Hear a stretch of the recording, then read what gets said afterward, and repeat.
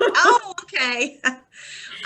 Well, yeah, so I am just here to answer any questions about the admissions process. Okay. Um, Can you tell us a little bit about yourself, Beth? right. So my name is Beth Brailer, and I am the Director of Enrollment Management here at ACC. And I have been here for almost 17 years. And so I was a former public school teacher and then came to ACC in 2003, 2004, and have been here ever since working in the admissions area. Okay, so can you tell us what started your career with the school system? Well, when I was in college, I knew that I wanted to help others. I really liked working with youth. And so I began teaching, or I went to school. My undergrad was in middle grades education. And so I knew that I wanted to teach. And so I did that for a few years and worked with public schools. I worked in middle school and I taught math and a little bit of science. And at that point, really wanted to continue working in the educational world, but wanted to do less instruction and more administration. And so I decided to go back for my master's degree. And so I started that at NC State and completed that while I was working teaching in the public schools. And then at that point transitioned to the community college. Oh, I think you're muted. Hold on a minute.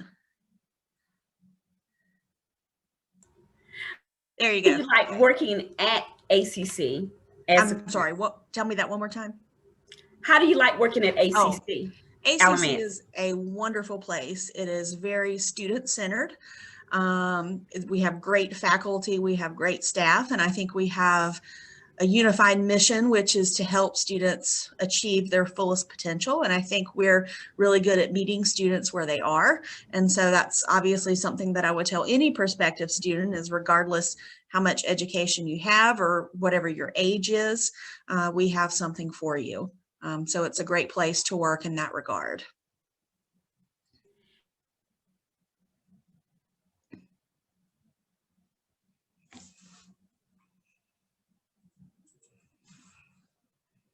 Did you hear my question? No, it froze up. Oh, One I'm more time. sorry. When you say student centered, what does that mean exactly?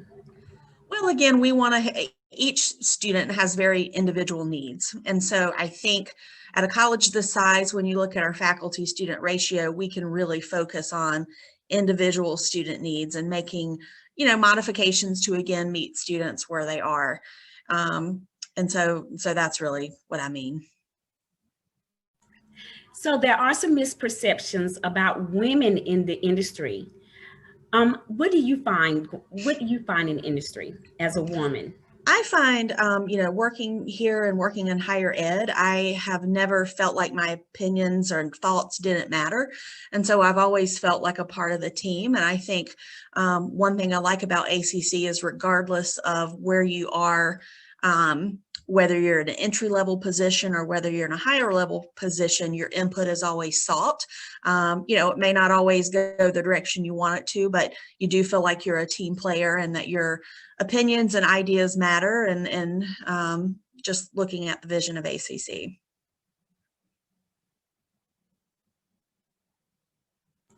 Now, this is going to be very similar to the previous question, but what type of challenges have you faced as a woman in a male-dominated industry? I think it's a little different here than kind of the tech industries. We don't really see that as much. So I wouldn't say I've necessarily encountered really the same challenges that they have seen. I think there's a lot of opportunities for women in leadership roles. I think over the years, I've had a lot of great role models that have been women that have higher degrees, that have higher administrative positions at the school. And so they have really been able to kind of take me under their wing and mentor me, and I'm very grateful for that. But again, I think it's my situation's a little different, just given that I'm not working in the tech industry, but rather at the institutional level. So I've been very lucky in that regard. Okay, so let me ask you this. Are you personally involved in any initiatives, challenges of becoming a part of a male-dominated field? Zandra, tell me, I froze up and tell me, I don't think I caught the middle of that question. Okay. So, Are you part of any programs or initiatives that are assisting women in becoming more a part of a male-dominated industry? One of the things that we strive for with my role here at the college, I supervise the admissions and recruitment functions at the college. And so one thing that we've really worked with over the past few years is working closely with our marketing department to advertise and market these programs to non-traditional types of students, whether it's males in nursing, whether it's females in welding. And so we really try to market that and show that it's not kind of historically what we would think of in terms of gender in that type of workplace. And when we have students that are successful, whether it's a woman in welding or a man in nursing or whatever it may be, we've really tried to highlight their situation and really market that so others can see that they can do it as well. So if I'm a woman and I'm interested in welding and I've never welded before, I just saw a commercial, I heard a commercial from ACC, how would I go about actually talking to maybe a teacher or a female teacher in welding? Well, one of the things that we do, part of the admissions process, in addition to filling out the application, is putting the students in contact with a resource early on. That could be an admissions counselor, that can be a department head, that can be a faculty member, a success coach. We have an outreach recruiter on this campus that really works to bridge those two together. And so oftentimes if we have prospective students, we will answer their questions by having them get in contact or getting them in contact with the department head, or in this case, maybe a female welder, if we're just using that as an example, to really talk about their experiences. And we really try to make it as one-on-one as we can. I think we still are small enough that we can still do that. And so our outreach department really works very hard at trying to do that and personalize that experience.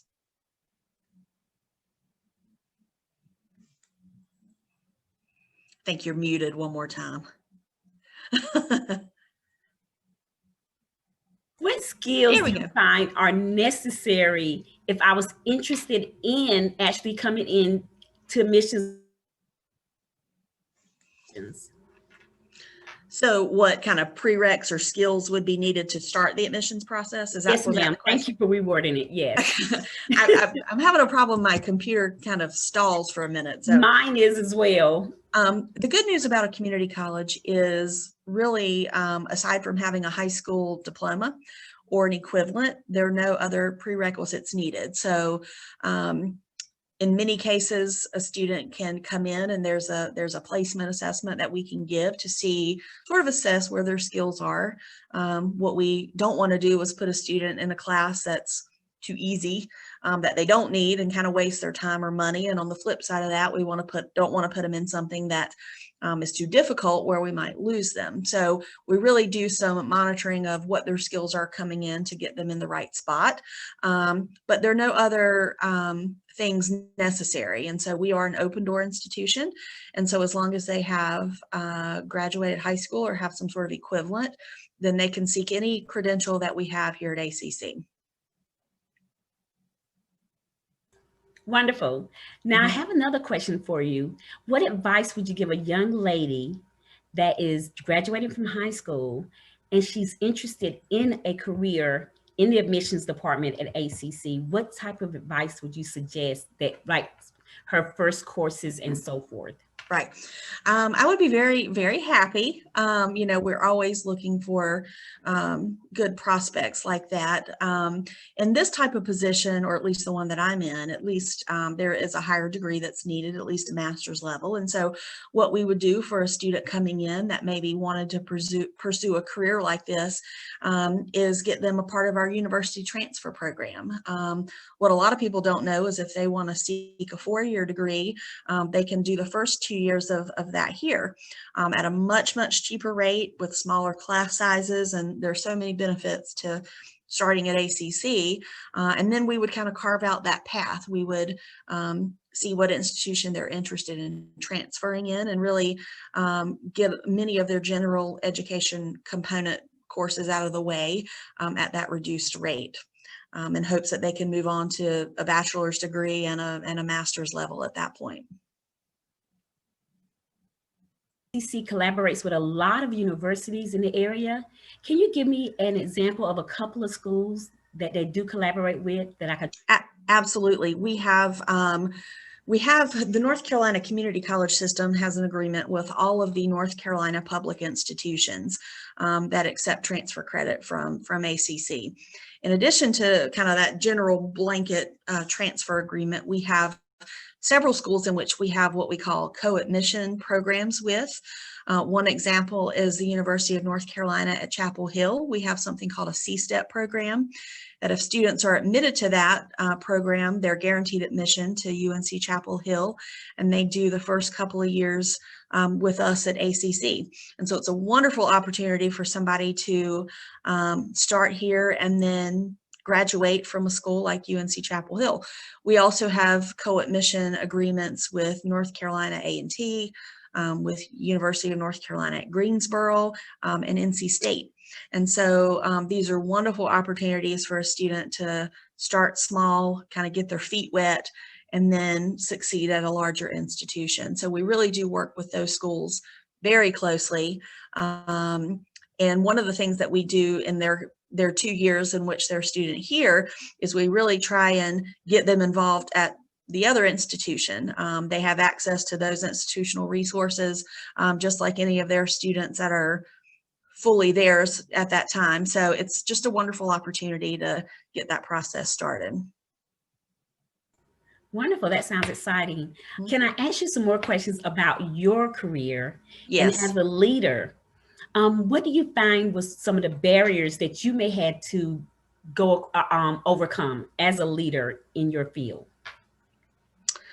I don't know if I would say a barrier, but I started working teaching school and working for the state of North Carolina when I was very young, 21, and so I'll be one of those that when I have 30 years in, I'm still pretty young, and so sometimes I feel like get more wiser with age, and so I wouldn't say that it was a barrier, but I was always much younger than a lot of my colleagues. And so I really had to learn and listen and be willing to be mentored and know that I had a lot to learn.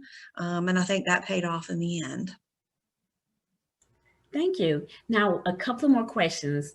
Can you tell us some women that have inspired you along the way? Like, was there a teacher that you had early on in school that you were inspired by? I have had a lot of important women in my life that worked. It started with my mother. She was a working mother when I was growing up. She actually worked at a community college. She retired from a community college after 30 years. And so I grew up kind of back then, sort of while she was working, playing teacher in some of the community college classrooms while she was there. And so I knew all along that I wanted to be in that college setting, and I really liked it. I had great teachers in high school. Many of them were women, and just good, solid heads on their shoulders that really thought the sky was there's no limit to the success that we can achieve in this lifetime. And so, and then when I began working at ACC, I had the chance to most of my supervisors have always been very, very strong, smart, successful women. And so I think it's really important to have those role models and mentors to help you along the way, set examples, and show you really what's possible when you put your mind to something. With that said, what type of advice would you give young women that are interested in your career? Right. I would say the sky's the limit. It's if somebody likes helping people, one of the things, it's nice where I sit because we see students coming into the college, but I also help with things like commencement and graduation and things like that. So we sort of meet students coming in, and then we see them in the end be successful. And so it's really rewarding. So the advice I would give is just work hard, study hard, develop great soft skills. And I think, again, the sky's the limit. Now, when you say soft skills, sometimes those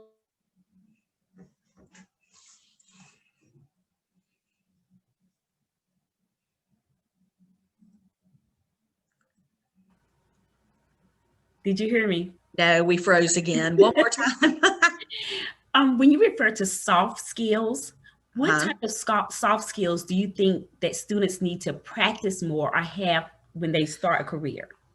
I would say just skills in dealing with others. People skills is a big one. Your ability to work as part of a team. In this day and age of communication, texting and social media and that type of thing, it's easy to become disconnected and sort of become uncomfortable interacting with a human being, a person to person, rather than on a electronic piece of electronic. So I think just, again, people skills and working with others and tact and kindness, just kind of living by the golden rule, treat others how you want to be treated, I think is the biggest thing that I can say. I think that takes people a long way. Okay. Thank you very much, Beth, for taking the time out, answering some questions about ACC admissions. To any students that are out there that have more additional questions, Beth is available at ACC. Mm-hmm. And Beth, can you possibly give them your email? Absolutely. My email address is EBBREHLER658@alamancecc.edu.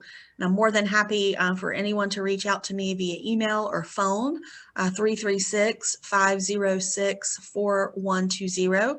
And I'm more than happy to talk to anyone. Thank you very much for joining us today, Beth. Thank you, Sandra. I do need to give out the code word, which is residency. Mm-hmm. Residency is the code word for today. So if you put that in, you can get some cool prizes. And thank you very much for joining us. Have a wonderful day. You too. Bye-bye. Bye-bye.